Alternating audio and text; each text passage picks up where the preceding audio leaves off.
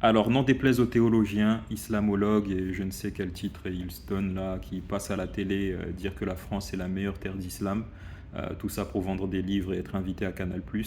Bah non, désolé, la France n'est même pas invitée dans cette discussion et la France ne veut pas être invitée d'ailleurs. Donc voilà, bref.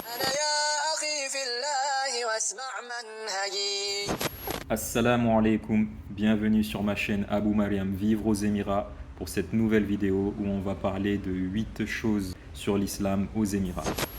Alors on va pas se fâcher, je ne dis pas que les Émirats sont le meilleur pays musulman dans l'absolu parce que ça va dépendre des critères, des motivations et même des origines de chacun. Et puis objectivement, je pense qu'il est difficile de faire mieux que Médine et la Mecque sur bien des critères. Et aussi, je peux concevoir qu'un Algérien me dise que le mieux pour lui, c'est l'Algérie, ou qu'un Sénégalais me dise que le top pour lui, c'est le Sénégal. Il n'y a pas de souci. Donc, on va plutôt voir 8 choses kiffantes qui font que, quoi qu'il arrive, les Émirats rentrent dans la discussion, Inch'Allah. Alors, on va commencer par le commencement, hein. L'islam et la langue arabe, c'est quand même un signe fort. Donc, voilà, l'islam est religion d'État ici aux Émirats. Vous allez me dire, comme tous les pays musulmans, bah non, bah non. Il y a des grands pays musulmans où l'islam n'est pas religion d'État, comme la Turquie ou le Sénégal. De même, l'arabe est la langue officielle du pays et forcément la langue arabe est très importante pour nous les musulmans. Donc on peut lire dans la Constitution, je cite, l'islam est la religion officielle de la fédération et la langue officielle de la fédération est l'arabe. Les mosquées et les salles de prière. Alors on en a déjà parlé, les Émirats sont un des pays ayant le plus de mosquées et de salles de prière au monde. C'est simple, il y en a partout, alhamdoulilah. Dans les résidences, il y a des salles de prière, dans les centres commerciaux, dans les centres de loisirs type Global Village, etc. On trouve des salles de prière partout, en plus du nombre important de mosquées. Donc il y aurait plus de 10 000 mosquées et salles de prière dans le pays. Donc ici, pour pas prier en groupe quand on est un homme, faut vraiment le faire exprès, hein, qu'Allah nous préserve.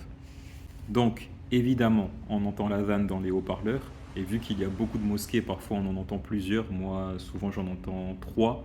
Et moi, j'aime beaucoup, hein. Mais c'est pas tout, puisqu'on entend également toute la prière dans les haut-parleurs. Donc ça fait qu'à Fajr, Maghrib ou Isha, on entend la lecture de l'imam depuis l'extérieur de la mosquée. Et ça, vraiment, c'est magnifique. Pour les musulmans, le ramadan est évidemment un moment important et ici aux Émirats, on sent que c'est un mois très particulier. Au niveau du travail, déjà, il y a des aménagements d'horaires, etc. par rapport au ramadan, mais de manière générale, on sent le regain de spiritualité, le calme, la générosité, la convivialité, etc. qui sont liés à ce mois. C'est vraiment marquant et il faut le vivre, hein. Je me rappelle d'un frère qui est venu s'installer ici en même temps que moi et il me disait que c'était sûrement le plus beau ramadan de sa vie, subhanallah. Oui, les noms de certaines rues et la signalisation nous rappellent qu'on est en terre d'islam. Quant à un arrêt de métro nommé Abu Bakr as-Siddiq, une rue nommée Omar ibn al-Khattab, un panneau à l'entrée d'un parc avec un hadith du prophète sallallahu alayhi wa sallam, ou encore un panneau rappelant qu'il faut faire preuve de pudeur dans la tenue vestimentaire, bon voilà, là tu comprends clairement que tu n'es plus en France, hein. Alhamdulillah. C'est sublime et c'est touchant. Voilà, voir, je sais pas, une rue en Omar ibn al-Khattab, voilà, on est loin de l'avenue Léopold II ou je ne sais quel autre tueur en série ou colonialiste ou esclavagiste ou je sais pas quoi. Bref, voilà, donc ça c'est un des kiffs qui fait sourire et qui rappelle au quotidien voilà, qu'on est sur une terre d'islam. Donc évidemment la viande halal c'est la base ici, c'est la règle, c'est pas l'exception et ça franchement c'est topissime quoi. J'ai presque pas les mots que tu ailles faire les courses ou que tu ailles à McDo, bah, ça y est, tu te prends plus la tête, subhanallah. Tu sais que c'est de la viande halal, alhamdulillah. Après, ça dépend des Émirats, mais à Sharjah, par exemple, il n'y a que de la viande halal. Le porc est interdit à la vente, de même que l'alcool. Donc voilà, je sais pas, que demander de plus? Qu'Allah préserve Sharjah et l'ensemble des Émirats.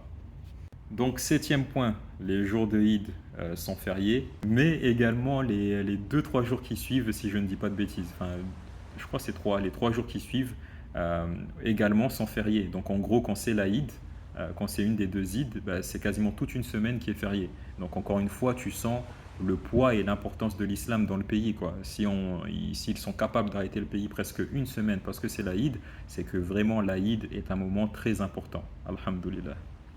Et enfin, pour finir, le week-end. Alors, avant janvier 2022, le week-end était vendredi et samedi, mais depuis, ça a changé et le week-end est passé à samedi et dimanche. Malgré tout, le vendredi me paraît être un jour assez léger dans la plupart des endroits. Et, ici à Sharjah, ils ont accepté de passer dimanche en week-end en plus du samedi, mais ils ont aussi gardé le vendredi. Donc à Sharjah, le week-end est de 3 jours, alhamdoulilah. Donc encore une fois, on voit l'importance de l'islam du fait que le vendredi soit pas travaillé ou bien encore une fois soit un jour assez léger, alhamdoulilah. Voilà pour ces 8 faits sur l'islam aux Émirats. Bien sûr, j'aurais pu en citer encore pas mal, mais voilà, je voulais pas que la vidéo soit trop longue. Il se peut que certains de ces points soient présents dans d'autres pays musulmans, si ce n'est même la majorité, et encore heureux. Ce serait triste que ce soit autrement, mais voilà, c'est ce dont je voulais parler pour les Émirats et partager un peu mon expérience par rapport à cela. N'hésitez pas à me dire en commentaire votre top 3 des pays musulmans, et qu'Allah préserve toutes les terres d'islam et tous les musulmans. Et si les Émirats sont dans votre top 3, que vous le mettiez en commentaire ou pas, sachez que sur le site www.vivreauxémirats.com, je vous offre gratuitement un e-book sur l'essentiel à savoir sur l'installation aux Émirats. Donc allez prendre ça pour en apprendre davantage et vous préparer, j'espère, à votre venue ici. Je vous mets le lien dans la description. C'est tout pour cette vidéo. Likez, partagez et abonnez-vous, ça fait plaisir. Plus on est nombreux, plus j'ai des bons retours et plus ça motive et ça donne des idées. Donc voilà, je compte sur vous pour ne pas oublier ça et je vous dis à bientôt, Inch'Allah. What do you intend to do now?